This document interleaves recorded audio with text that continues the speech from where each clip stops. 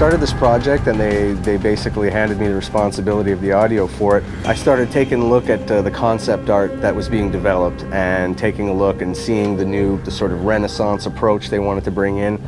And it became obvious pretty early on that this was the type of game that was a story-driven game.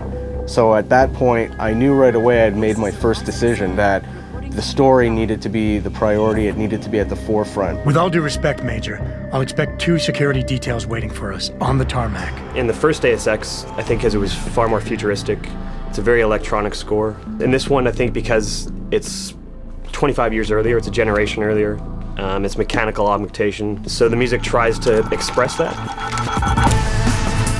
We decided to try using organic instruments to represent more of the human side, and then using electronic instruments to represent more of the augmentation side. It's a lot of acoustic drums, it's a lot of choir, it's strings. Because it's interactive, the music has to shift depending on what the player is doing. Especially in Deus Ex, where the player can play it stealth, or he can play it as an action game, or he can play it socially, the music has to be able to reflect all those different styles of gameplay. Combat is just insane. Making the weapon sounds is obviously the thing everybody gets excited about because it's a lot of fun to make things go boom. We worked with the weapons designer.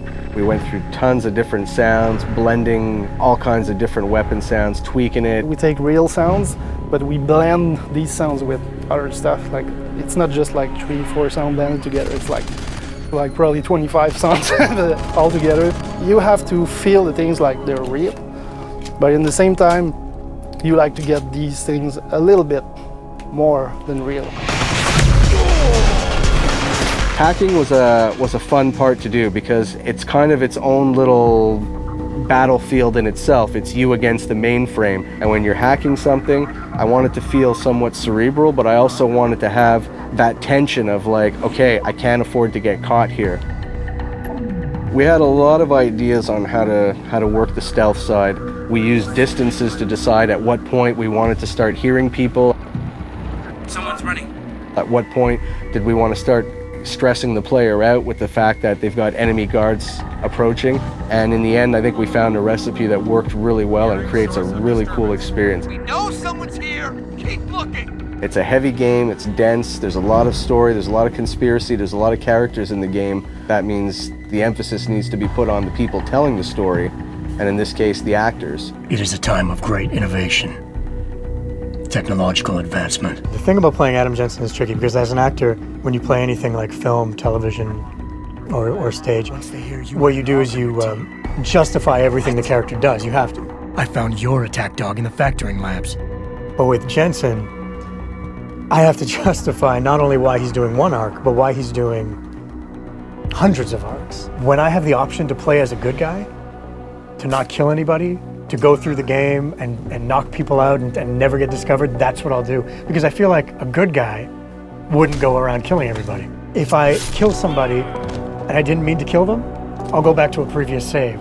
And I'll be like, okay, no, I'm going through without killing them. I say yes. To get the game immersive, I played it in a subtle way so that you can imprint your emotions onto the character. What are you talking about, Malik?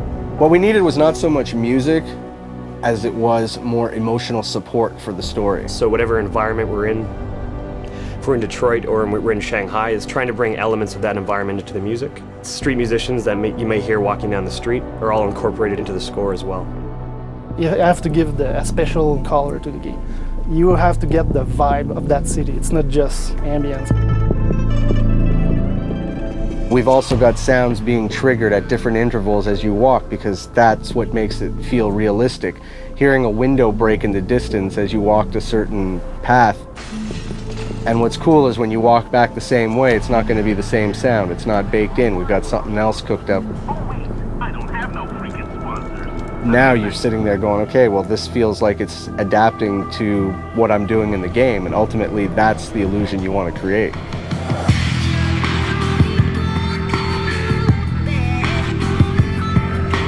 My philosophy on good sound design, I've often compared it to to trying to send somebody into a deep hypnotic state, and you're going down layers and levels of states, and the better it's done, the more your brain starts to release and give in and let you go into that sort of hypnotic state of playing the game.